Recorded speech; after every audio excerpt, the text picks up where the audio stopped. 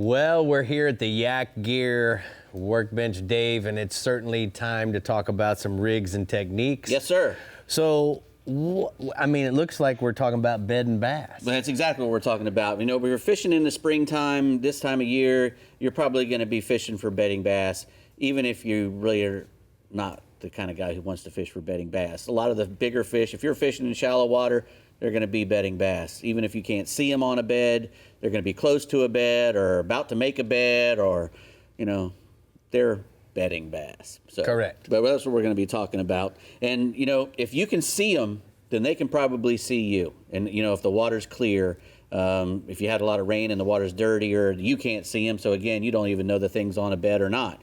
But if you can see them and they can see you, you're probably better off to just go ahead and use pure braid and try to get a good feel for the bite and get a good solid hook set on that braid because it doesn't stretch any. If you can see them, then that's when you want to go to your fluorocarbon, and you'll probably do a little better with a fluorocarbon in really clear, clean water. Because what you're trying to do is you're trying to irritate that bass.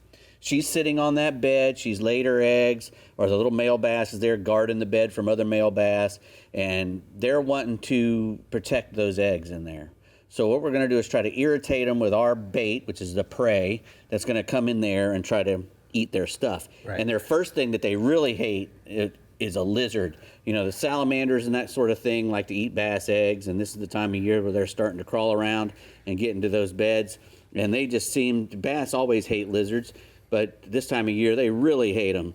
So, you know, if you put a little Texas rig on there, you know, without a weight or with a weight, nice Trocar TK110 XL wide gap, you know, a regular worm hook there, you know, that's going to be your best bet. You can put a weight on there. You know, it depends on the cover around the bed and that kind of thing. If you need to get down quickly, how deep the bed is.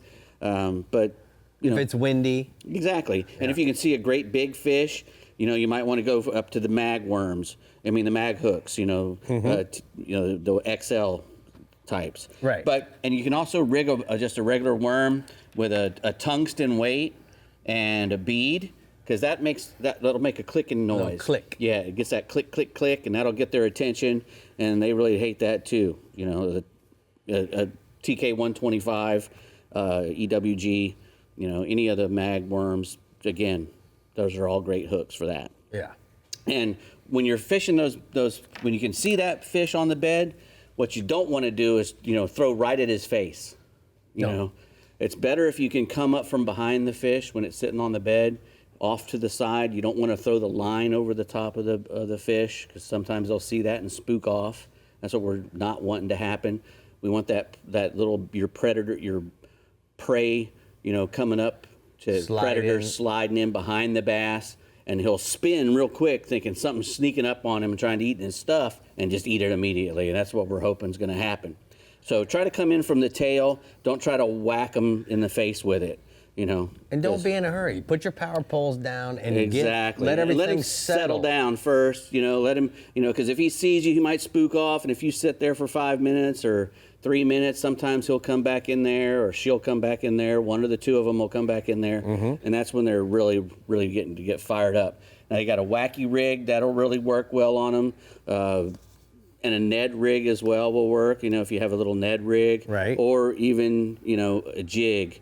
You know, the jigs work really well, especially when you have a shaky head, or one of these, you know, with a little tap out on it.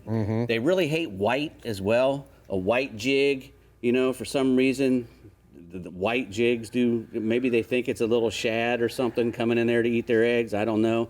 But if it looks like a bluegill or a shad, they hate it. They really want to destroy it. So you can put a tube on there, a whoopa craw, you know, this whoopa craw, or the logger toad.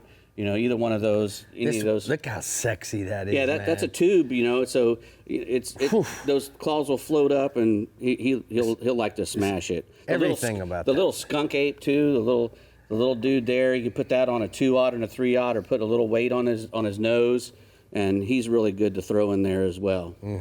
Now you can also put a Nico rig right there. You know, you put a weight in the bottom of it so that thing stands up, and it powers into the bottom of that bed and stands right up, and it looks like he's just eating the eggs. Last one. Another crusher, and a finesse worm. That's got the Trocar Pro V finesse, the TK 137, and you got, if you're in a weedy spot, you can use that because it's got the nice weedless on there.